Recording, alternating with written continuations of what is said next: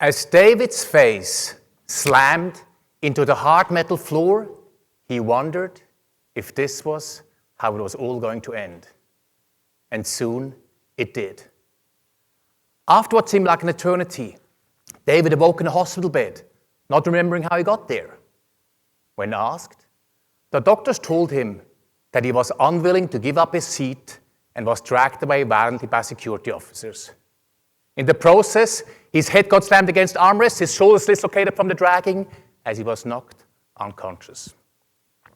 He now has permanent, irreversible brain damage.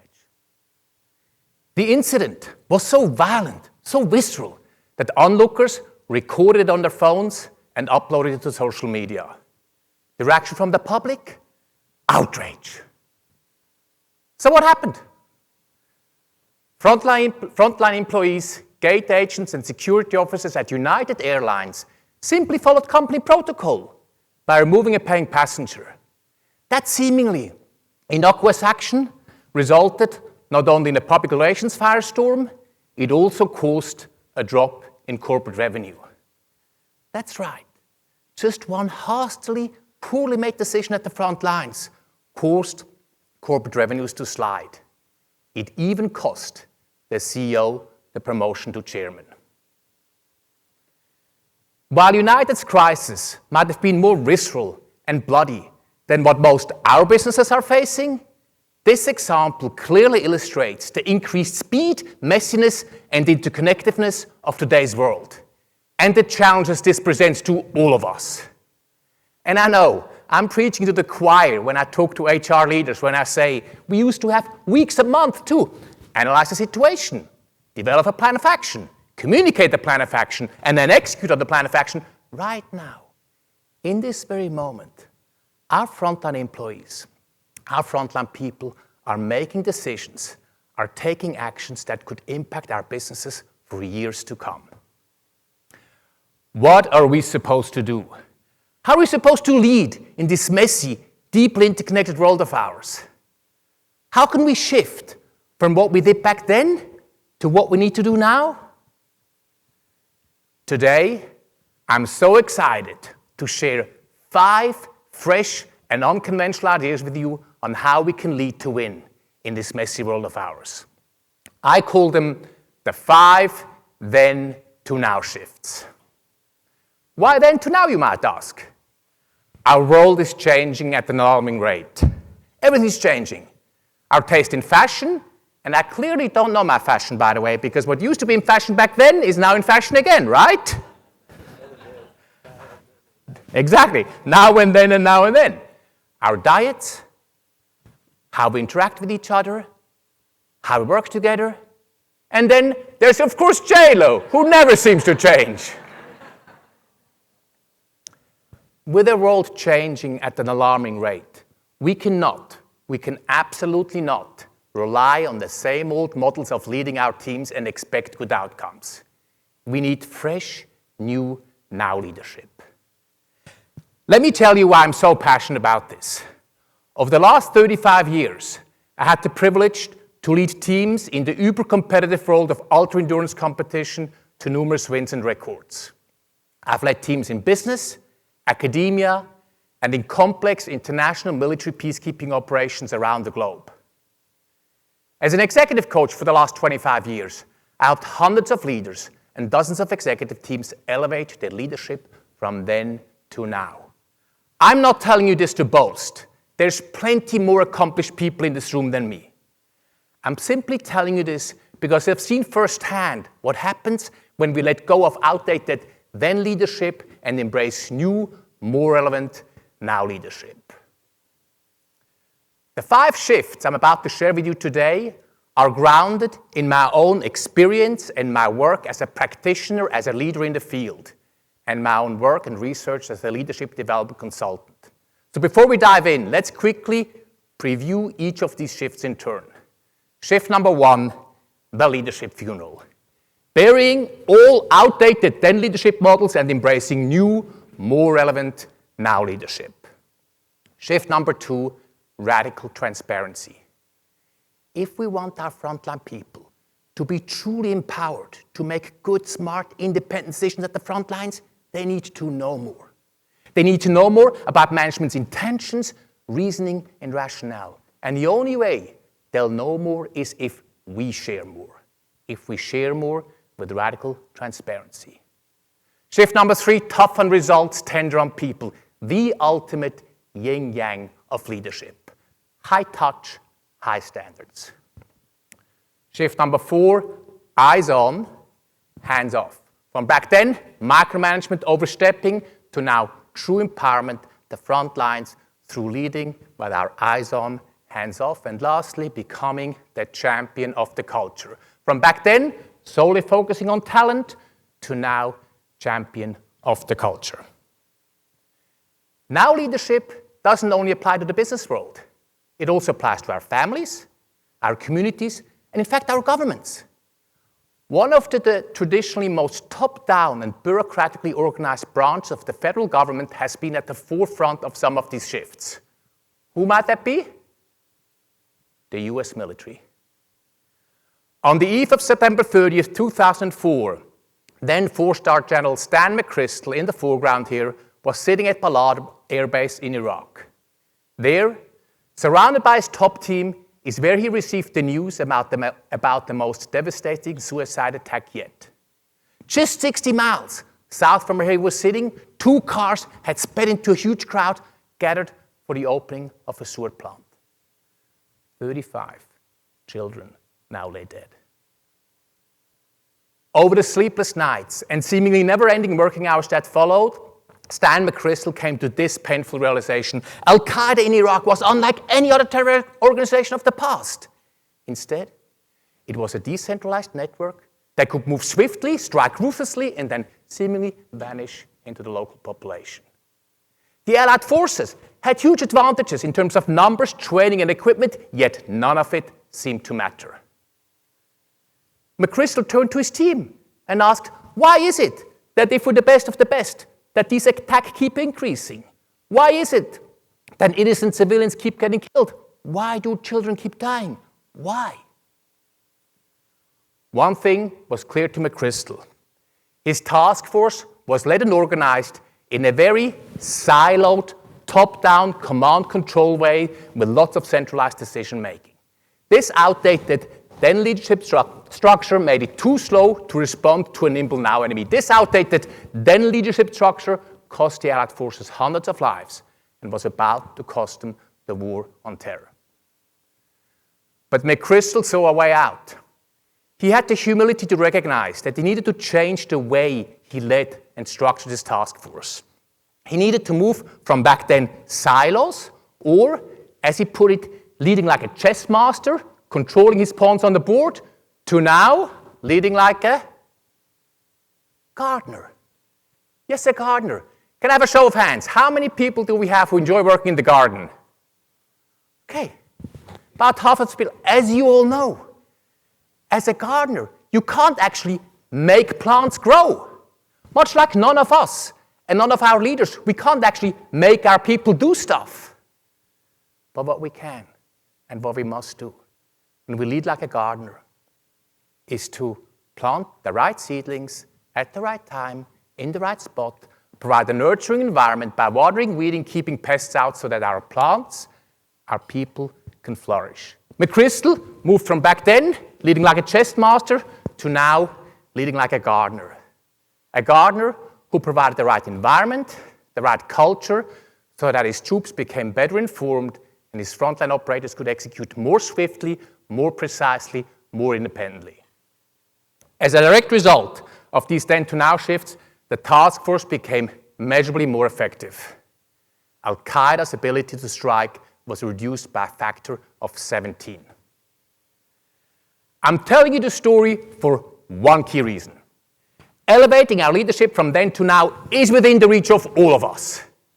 Clearly, McChrystal is a gifted leader, but he would be the first one to admit that he's no superhuman. If it is possible to elevate our leadership from then to now in the midst of a grueling war across an organization of thousands of people spread over 100+ locations on 3 continents, then doing exactly that, shifting our leadership from then to now is within the reach of all of us.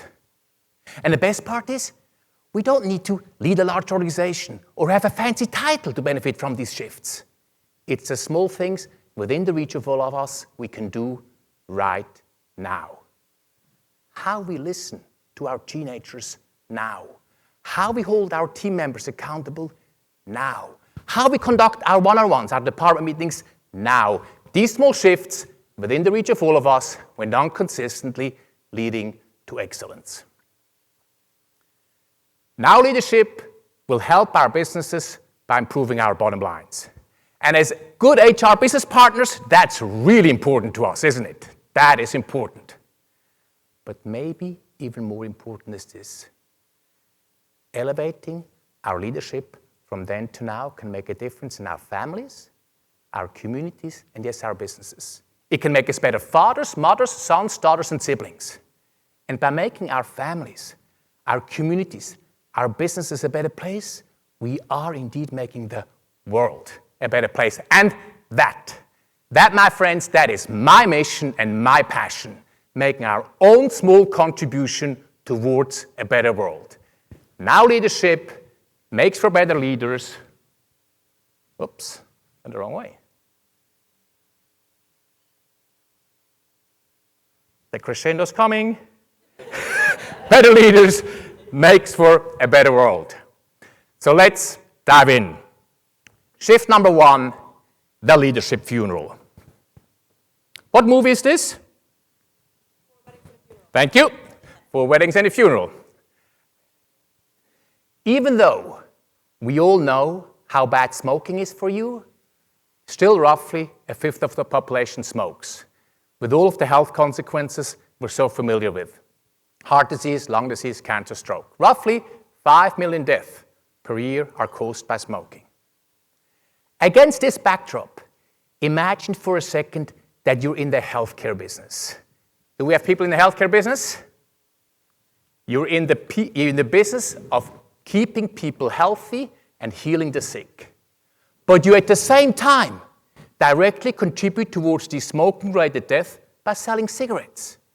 In fact, you're selling $2 billion worth of tobacco products every year. This is exactly the situation that the pharmacy retail giant CVS found itself in for years. What to do? In 2014, CVS made a bold move and decided to discontinue selling tobacco products. The move was by no means a no-brainer. All major competitors are selling tobacco products to this day. CVS walked away from $2 billion worth in revenue. Despite the short-term revenue hit, the move proved worth it though, as hiring and retaining talent at CVS has become much easier, as millennials rallied around the cause. And despite the short-term revenue hit, CVS was able to more than double its revenue since 2014. By discontinuing selling tobacco products, CVS truly embraced the notion of a leadership funeral. In the process, the company had the guts and the wisdom to let go of outdated then values, then leadership, and embrace new, more relevant now leadership. CVS held a leadership funeral, buried the sale of tobacco to make room for bigger and better things. Better profitability, better brand awareness, more engaged employees. As the great management thinker Peter Drucker has said, if you want something new, you have to stop something old. Big corporations can hold leadership funerals, but so can all of us in this room. We all can have the courage and the guts to let go of outdated then leadership and embrace new, more relevant now leadership. A few years ago, I was invited to my client Linda's leadership funeral. Her husband was there, some friends, most of her colleagues from work. It was a light-hearted celebration. Jokes were flying left and right. Fortunately, we didn't bury Linda at all. She was very much alive.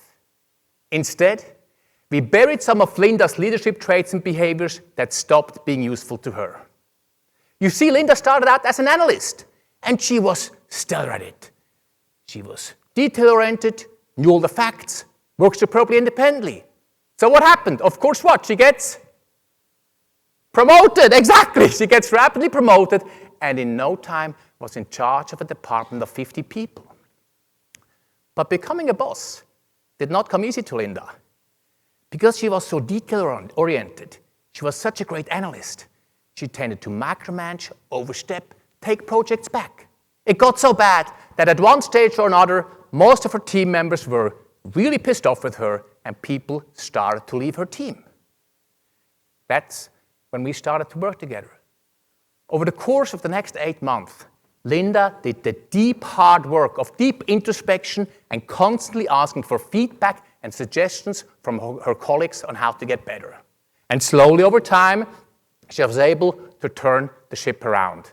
Now, she spends 80% of her time in meetings and gets stuff done through her people. Much like all of us in this room and much like most of our leaders, Linda needed to move from back then, doing it all herself, to now delegating.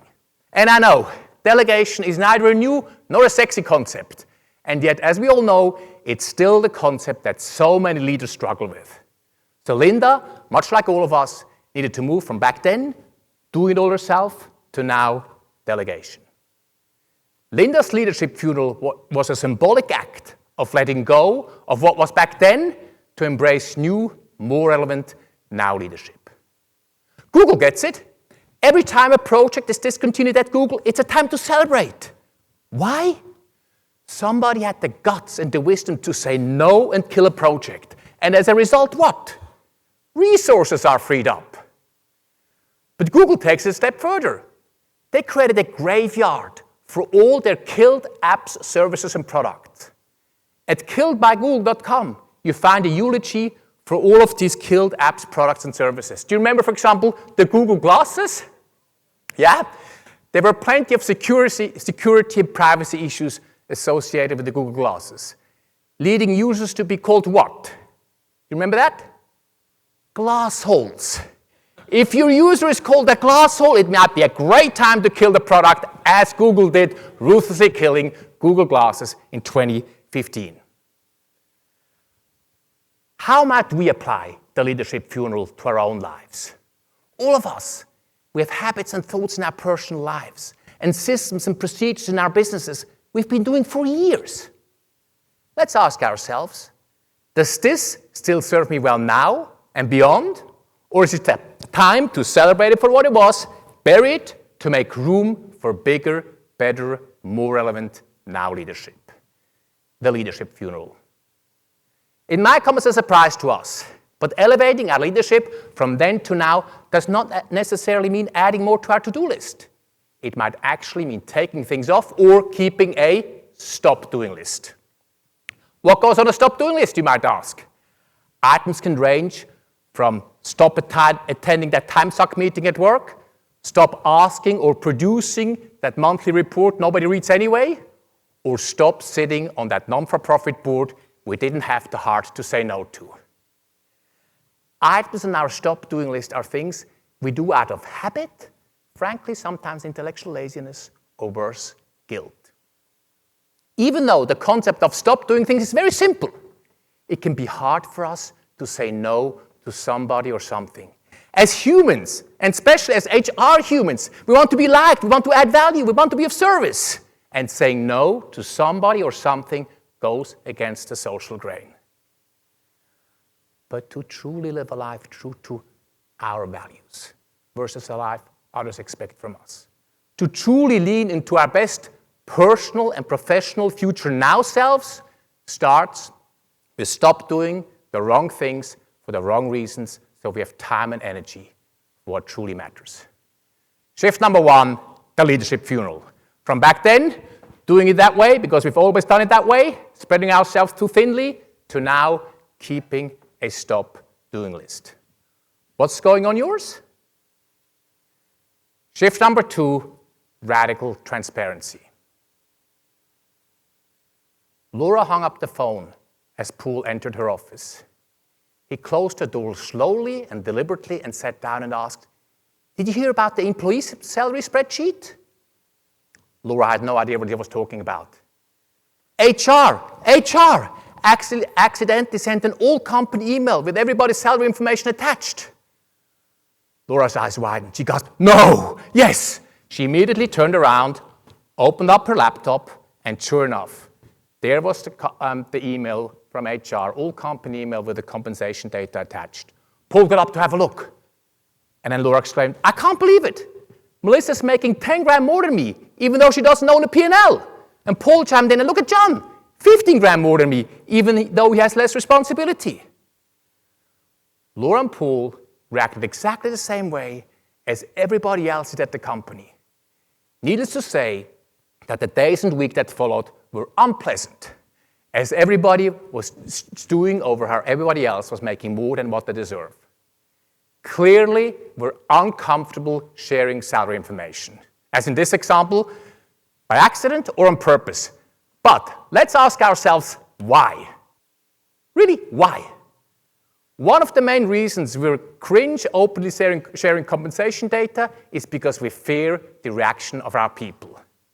And one of the main reasons we fear the reaction of our people is if we have an outdated, biased, then compensation system. But there is another way. The social media marketing company Buffer publishes on their website for everybody to see the formula they use to calculate the salaries of each of their positions. Among other things, the variables going into the formula are the location of the position, the skill level of the candidate, beginner, immediate to advanced. But Buffer goes a step further. They publish on their website for everybody to see the actual salaries of each of their positions. At one glance, we can see that Maria is the highest paid employee. The CPO, she's actually getting paid a bit more than the CEO. She happens to live in Denver. The lowest paid employee is Malina, who lives in the tiny Asian country of Brunei at just under 60K. The benefits of this approach to Buffer? According to people who work at the company, more trust and more accountability, as people hold each other and themselves to higher standards. Along the lines of, if everybody else knows that I'm making 300,000, I need to provide at least that value. Radical transparency around the office, radical transparency changes the conversation around the office. From back then, petty jealousy, to now, my own skills, my own contribution. From back then, I need to make at least as much as Melissa, to now, hey manager, you're assessing me as a beginner developer. I think I should be an intermediate developer, and here is why. Petty jealousy to my own skills, my own contribution. And here's what happens when we lead with radical transparency. Our people feel it, they sense it, they know when it's the real authentic you talking, no BS, no pretense, we're all drawn to radical transparency, authentic radical transparency. The CEO of Costco, Greg Chalnick, is a prime example of a truly authentic and transparent leader. He regularly gets standing ovations at all company meetings, even when delivering the hardest of truth. Why? As anybody at Costco will tell you, at Costco, we clap for the truth. Now, we might not be in a position all yet to just openly share salary information. And yet, we all can and must lead with more transparency. If we truly want our frontline people to be empowered to make smart, good decisions, they need to know more. They need to know more about our intentions, our reasoning, and our rationale. And the only way they'll know more is if we share more. If we share more with radical transparency. So here's one quick tool we can all implement immediately to move our leadership to more transparency. The 5 whys. Many of you, I'm sure, have heard about the 5 whys, a technique originally developed in manufacturing. In order to get from the symptom to the root cause of the problem, I ask the question, why 5 times? Here, I'm suggesting a different application. Asking, answering, and discussing the 5 whys behind our business decisions forces us to be radically transparent around our reasoning and our rationale behind our decision. So let's look at an example. Let's assume we decided to hire a new brand manager, a new team member. At the next team meeting, we're discussing the 5 whys behind our decision. So the decision, we're hiring a new brand manager. Why? Because our workload is going to increase significantly. Why? Because we're starting a new rebrand push. Why? Because our branding is out of date. Why? Because we let our branding slide. Why? Because we focused solely on social media outreach and didn't make branding enough of a priority. In 5 whys, we went from decision to underlying reasoning, rationale, and assumptions behind the decision. And in the process, we're able to gain buy-in and quite possibly even enthusiasm for our decision. How might we all apply the 5 whys with our team members over the course of the next 7 days? How might we do that? Shift number 2, radical transparency. From back then, secrecy and avoidance, to now, radical transparency, the 5 whys. Shift number 3, toughen results, tender on people. Toughen results, tender on people means holding our people to the highest standards while building deep and meaningful relationships with them. Being both tough and tender, having both high touch and high standards is the ultimate yin-yang of leadership. Dale Carnegie makes the concept come alive beautifully with a story about the test pilot Bob Hoover. Bob Hoover was returning from an air show in LA back to his home base in San Diego when all of a sudden, mid-air, the engine of the World War II propeller plane stopped working. With some deft maneuvering, he was able to emergency land the plane, but it was badly damaged. Upon exiting the aircraft, the first course of action he took was to inspect the fuel. And just as he suspected, the World War II propeller plane was filled with jet fuel versus gasoline. That's about the same thing as if we would fill our cars with orange juice. Upon returning to the airbase in San Diego, Hoover asked to speak to the mechanic who serviced his plane. The young man was sick with agony. Tears streamed down his face. He just had caused the loss of an expensive aircraft. He could have caused the loss of 3 lives. Nobody would have blamed Hoover for ripping into the mechanic for his carelessness. But Hoover did none of that. Instead, he put his big arm around the mechanic's shoulder, looked at him sternly, and said, "To show you that I'm sure you never ever do this again, I want you to serve my F-51 tomorrow." By using this calm, empathetic, yet very to-the-point way of communicating, Hoover made it safe for the mechanic to own his mistake and make good on it. Toughen results, tender on people. One of the most powerful ways to turn our culture into a culture that's tough on results and tender on people is to turn our teams into leadership factories. I know that's something that's very, very close to people in HR, making it the explicit goal of each of our teams to produce the next generation of leaders for our organization. Many of us might be actually a bit reluctant to fully embrace this notion. Won't people leave if we make them even more employable? The ironic truth, of course, is this. We hold on to our good people longer, the more we stretch them, the more we challenge them. By holding them to the highest standards, by preparing them for the next level, we're tough on results. By deeply and personally caring about their career path, we're tender on people. As far as the leadership factory is concerned, the Ritz-Carlton is the cream of the crop. The Ritz opened its doors in 1983, and from the very first day, they embraced the notion of a leadership funeral. Every team has the explicit goal to produce the next generation of leaders for the organization. As a result, many of the senior leaders at the Ritz first started at the Ritz, and many of the senior leaders across the hospitality and tourism industry first spread their wings at the Ritz. The president of the Ritz-Carlton, Hervé Hamner, tells a story about the wheelchair-bound young man who checked into the Ritz-Carlton in Dubai together with his family. Upon looking through the massive glass windows down to the ocean, he took one look at the sea, turned to his family and said, "I sure wish I could swim in that ocean."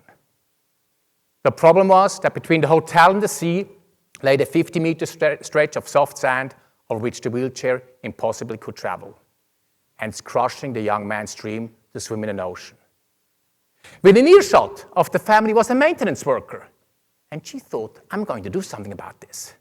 She quickly rounded up 7 other maintenance workers, and voila, a mere 6 hours later, there was a wooden walkway down to the beach, over which the wheelchair now could easily travel.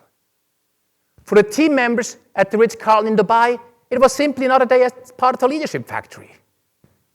For the young man, it was the first time he ever swam in an ocean. What the Ritz-Carlton is most proud about is that nobody needs to tell its employees to do these things. Nobody told the maintenance worker, go and build a walkway to the ocean. Instead, the Ritz has built the leadership factory culture that stretches each employee to go to the next level. Top service, growth from within, team members that inspire each other. That's the leadership factory at the Ritz. It's foundational to creating memories that last a lifetime, so that guests don't just stay at the Ritz, but the Ritz stays with them long after they leave. How do we bring it back? How do we make it operational? Here's one quick thing we can all do immediately, even if we're sitting in HR. Let's start holding regular career path meetings with each of our team members. And I'm actually not talking about the official HR-driven career path. So I call them flight check-in meetings. Simply grab an informal cup of coffee and say, hey, Karen, it's been a while since we talked about your career. Are you still thinking X, Y, Z? During these meetings, you might ask these very simple questions that even in HR are not asked nearly enough. Where do you see yourself in 1, 3, 5 years? How can you achieve this here? What you need to learn, and maybe most importantly, who do you need to know? Shift number 3, toughen results, tender on people. Turning our teams into leadership factories by holding regular flight check-in meetings.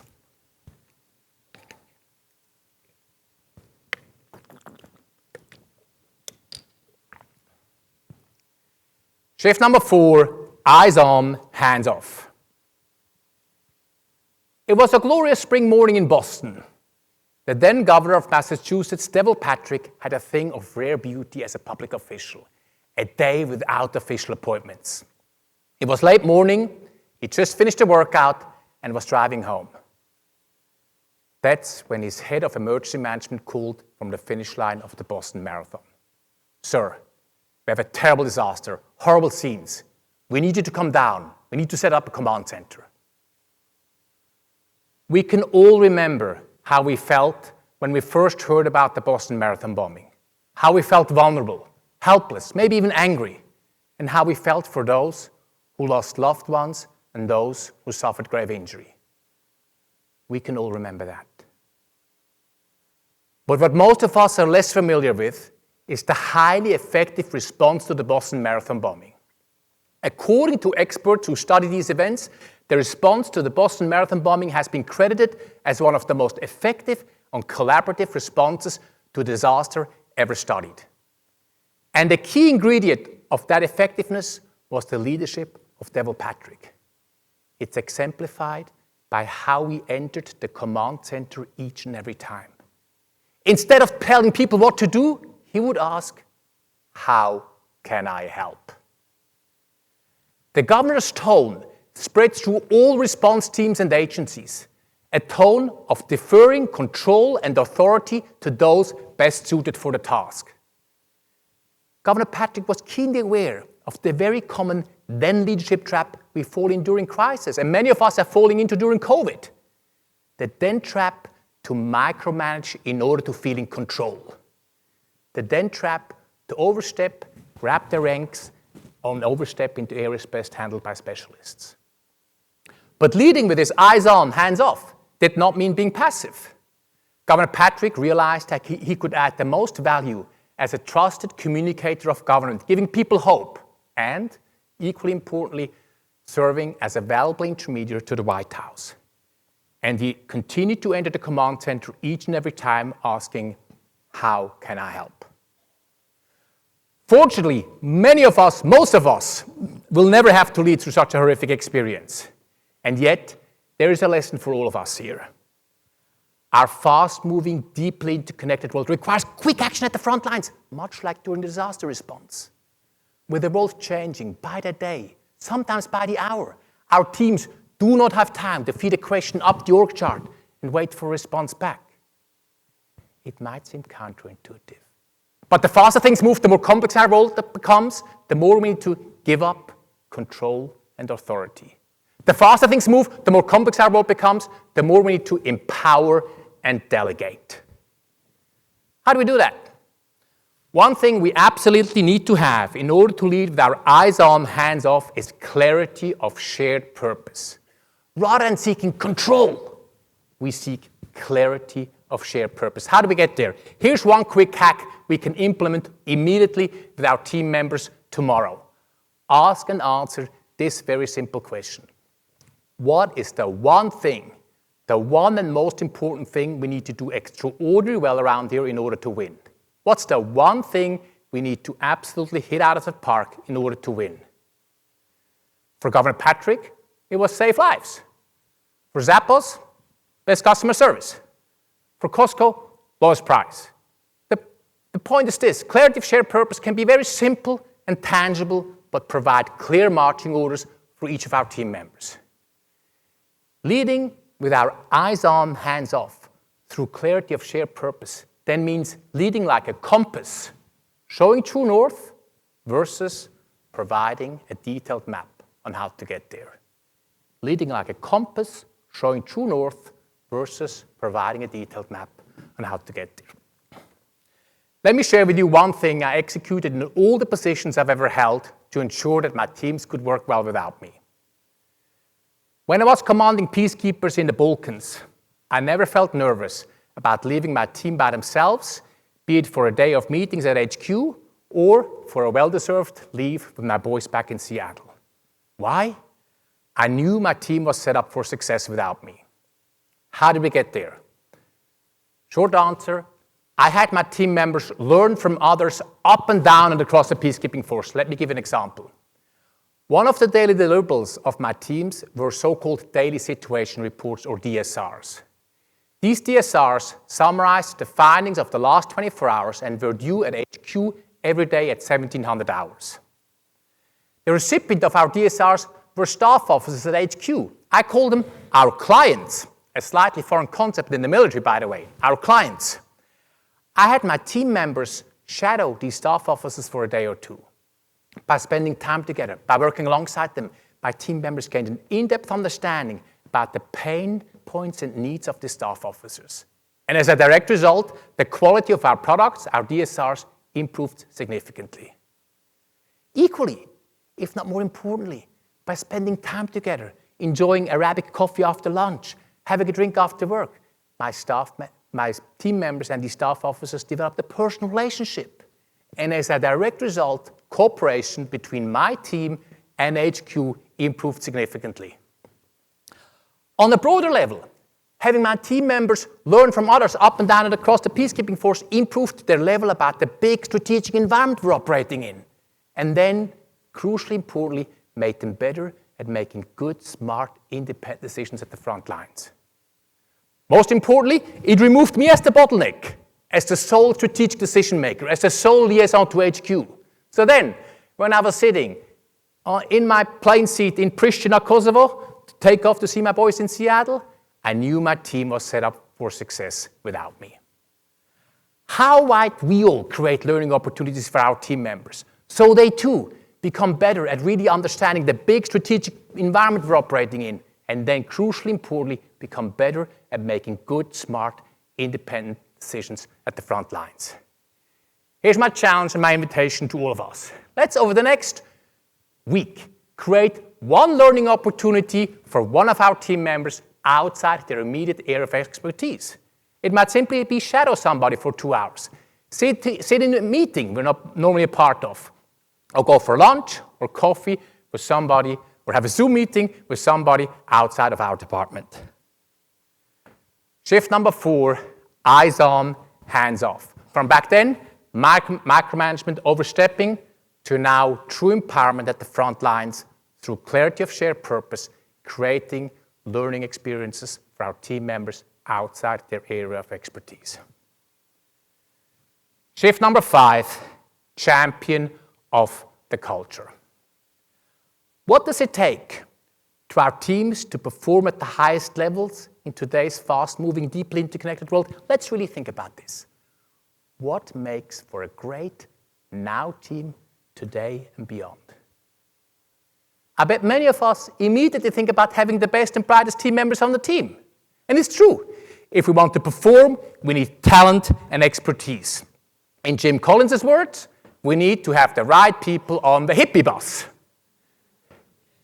Does this mean the more talent, the more expertise, the more stars on a team, the better? The surprising truth is no. You can actually have too many stars on a team. Lots of stars means lots of ego, means lots of infighting. And that sort of makes intuitive sense. Research out of INSEAD in Columbia clearly shows that an NBA team is better off with 2 stars versus 4. And the soccer team is better off with 3 stars versus 6. The research on team effectiveness is crystal clear. It's more important how a team works together, the culture of a team, than who's on the team. Despite the very real war on talent, and by the way, we've been dealing with this for the last 20 years, culture is still underrated. The news reporter wasn't quite clear she heard correctly, so she asked again, Fire Captain David, what do you attribute your success to again? The news reporter was expecting something a bit more substantial, explaining Fire Captain David's success. His firehouse had just won an award for best performance across a variety of criteria commonly used in firefighting. But no, Fire Captain David meant what he said. Breakfast, lunch, dinner. We eat all our meals together. Cooking and eating together is an integral part of our activities at the firehouse. In fact, my firemen who start the shift at 6 p.m. eat 2 dinners. One at home with their families and one at the firehouse. We cook, we laugh, we get to know each other. Maybe it's a primate thing, he said. But I have no doubt that cooking and eating together makes us a better team. We might be as surprised about this statement as the news reporter was. And yet, Fire Captain David's statement is backed up by academic studies. Research clearly shows a correlation between teams that cook and eat together and higher performance on the job. Surgery teams in hospitals, for example, that eat together in the cafeteria versus doctors with doctors, nurses with nurses, technicians with technicians, perform significantly better in the operating theater with the important outcome improved, the patient's outcome. Now, does this all mean we have to go and run away and take cooking classes with our team members? It'd be fun, right? And it probably wouldn't hurt. But no, it doesn't mean this. But it does mean that. As now leaders, we are the champions of the culture. We're the drivers, the builders, the champions of the culture. All too often, the advice on how to become a great leader focuses on individual leadership excellence. We're all familiar with the 10 things you need to do or have in order to be a great leader. Vision, passion, follow through. But that's just the ante to play. To truly turn our teams into high-performing units, we need to drive, eventually I'll figure this out, drive, build, and own the culture. And what's one of the most important things we can do as now leaders? It's to build a culture of psychological safety. And I know I'm talking to HR folks here, but I'm still going to say it again. Psychological safety does not mean standing around in a circle holding hands singing Kumbaya. A culture of psychological safety is a culture where people feel safe to ask questions, raise concerns or doubt without being shamed or worse, threatening their career. One of the most successful and competitive tech companies in the world has done the most extensive empirical research to date on what makes an effective team. The widely published research by Google clearly shows that a culture of psychological safety is the best predictor of the performance of any team. It's more important than who's on the team, the size of the team, the tenure, if it's virtual or in person. Culture of psychological safety. Mathilda was nervous, very nervous. She peeked through the curtain into the crowd to make out her loved ones, but the lights were too bright. Soon, she would be on in the classical musical Les Misérables as Cosette. The air behind the curtain was hot and sticky. her chest tight, nerves. She tried the breathing exercises, but if anything, it made it worse. And then, ready or not, nervous or not, her cue came, she stepped out onto the stage, into the light, and from her very first line, delighted the crowd. Despite her nerves, and to nobody's surprise, Mathilda and her whole ensemble pulled off a superb performance. The crowd loved it. So much so that they sent them away at the end of the night with a lengthy, thundering standing ovation. Later that night, over drinks, Mathilda turned to her fellow actors. She turned to her COO, her director of marketing, and her sales team and said, and you know what the crazy thing was? I was more nervous than before the important investor meeting last week. Investor meeting, COO. You see, Mathilda and her ensemble are not your typical actors. During the day, they run a company together. Front, a workflow application, and once per year, the whole team, every single staff member, puts on a musical. This year, it was Les Miserables with Mathilda as Cosette. Why on earth? Why on earth, right? Why on earth would the CEO and the co-founder put themselves through such a nerve-wracking experience? Why would you do that? Short answer, psychological safety.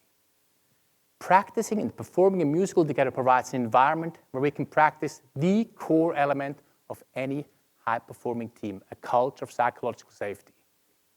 Practicing and performing a musical together provides an environment where people have to be what? Vulnerable. Take risks. Make mistakes. Try, fail, and finally improve. No matter if they're narrating, singing, acting, playing an instrument, it brings the teams together. Back then, it was all about trust falls. Remember those? Now, it's putting on a musical. And the track record for Front speaks for itself. Acquisition of 7,000 customers, $140 million worth in funding, and closing the books on its first acquisition. Now, putting on a musical is, of course, not for everybody. The lesson remains, though. As now leaders, it's our job to move our culture towards a culture of psychological safety. So what's one small thing we can immediately do to move our culture towards a culture of psychological safety? Let's share a meaningful personal or professional goal with our team members. It could be anything. Running a half marathon, losing 20 pounds, becoming a better dad. I could use that. Becoming a better delegator, a better listener at work. The important thing is that it's a meaningful personal or professional goal. Let's share what it is, why it's important to us, and how we plan to achieve it. By sharing a meaningful personal or professional goal, we display some vulnerability and some humility. Two of the cornerstones of a culture of psychological safety.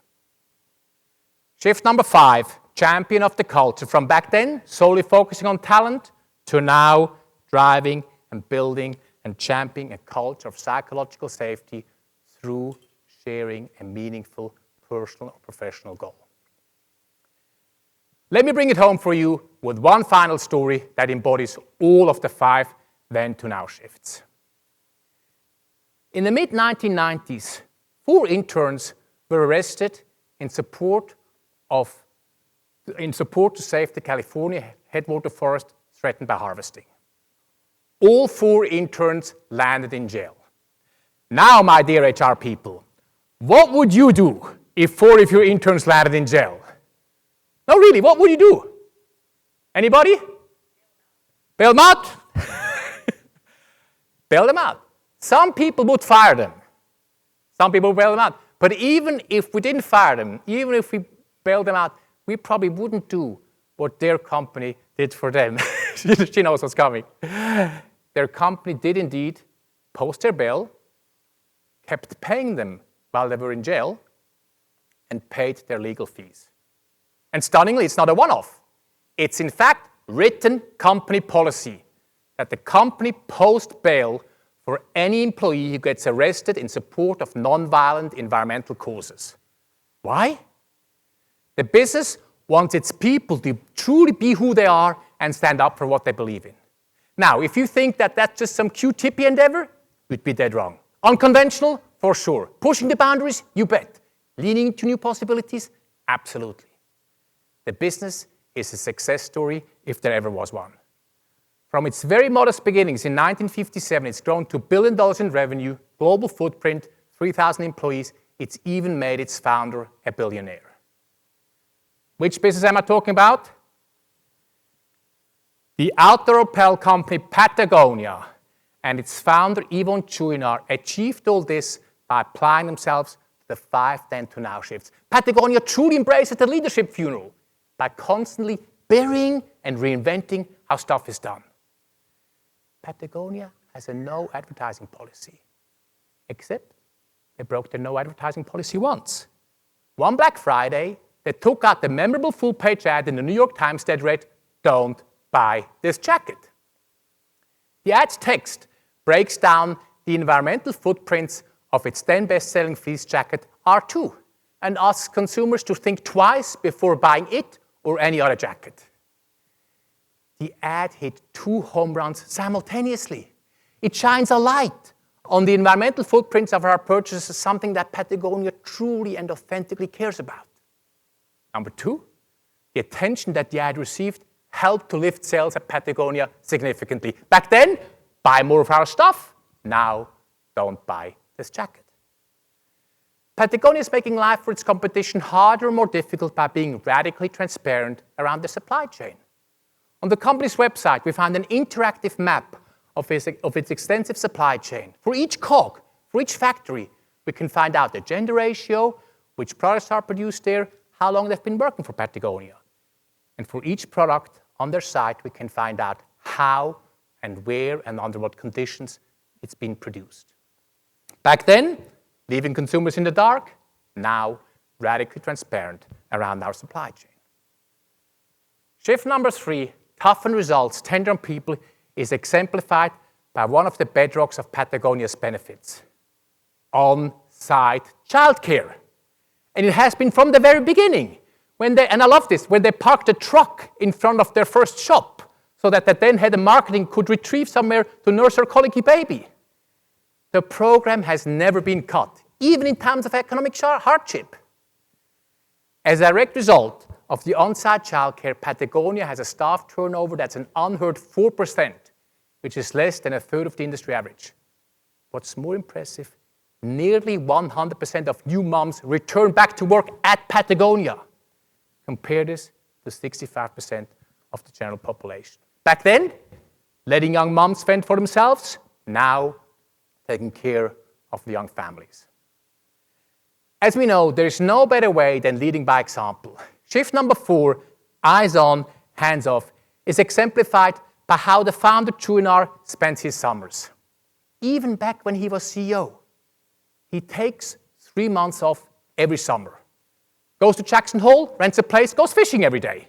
He probably calls in 3 to 5 times.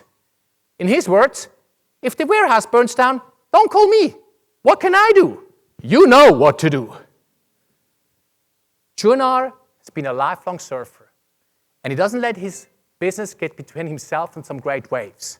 And the same goes for his people. Once again, it's company policy that when the surf comes up, we drop work, we go surfing. Chouinard has even written a book about his business philosophies, appropriately named Let My People Go Surfing. Back then, stealing 5 minutes in the cafeteria to grab a sandwich, I know something we all face. Now, let my people go surfing. It goes without saying that we need strong people surrounding ourselves to pull this off. And in fact, the staff at Patagonia is known for their independence and their initiative. When you're interviewing for a job at Patagonia, the first question you'll likely be asked is, so, what drew you here? A good response is something like, I'm really concerned about the environment. I want to do something about it. Environmental activism is deeply ingrained in the culture of Patagonia. But that's not enough. You need to bring something new and different to the organization. So what does Patagonia do? When they screen resumes of candidates, they screen from the bottom up. The first thing they look at is additional passions and interests.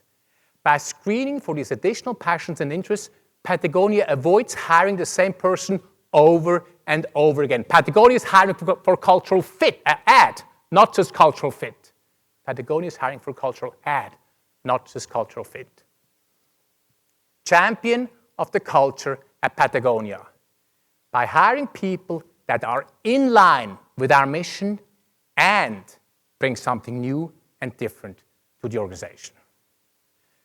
Now, we might not agree with Patagonia's environmental activism, and most of us are not nearly as outdoorsy as your average Patagonian. And as I know, I poured a lot of juice into the Patagonia story. The lesson remains, though. Patagonia and its founder, Chouinard, achieved their amazing success from very modest beginnings by applying themselves radically and at times unapologetically to the 5 then to now shifts. Chouinard, the founder, clearly is a highly gifted leader and a passionate man. He's also, as you must have seen here, a self-proclaimed reluctant businessman. If a self-proclaimed reluctant businessman can rise to extraordinary success by applying himself to the 5 then to now shifts, then doing exactly that, elevating our leadership from then to now is within the reach of all of us. Let me end with this. Actually, before I end, let me bring it back to you. How do we make it operational? How do we make it tangible? I've been in your shoes many times. We go to these amazing events. Finally, we're back in person again. We learn all this new content, these 5 shifts we're going to implement. We meet all our old friends. We meet new people. And then, tonight, in front of our laptops at home, or tomorrow morning at the office, we're inundated with emails, back-to-back meetings, stuff that was due yesterday. We've all been there. So here's my challenge and my invitation to all of us. While these shifts are still fresh in our minds, let's, over the next 3 days, commit to one action, one shift, ever so small. It might simply be stop doing something that's not serving me well anymore. One action, one shift, ever so small, over the next 3 days. We can all do that. Let me end with this. Our world is changing at an alarming rate. The challenges our organizations are facing have never been more difficult. The challenges we're facing as HR leaders have never been more complex. But I also believe our opportunity for growth as HR leaders has never been more exciting. Let's all tackle these challenges head on. Let's all embrace this new reality by shifting the way we lead in our families, our communities, and our businesses. Let's all, right here, right now, shift our leadership from then to now. If you can do that, if I can do that, if we can all do that together, then I'm convinced our finest days as leaders are still ahead of us. Thank you.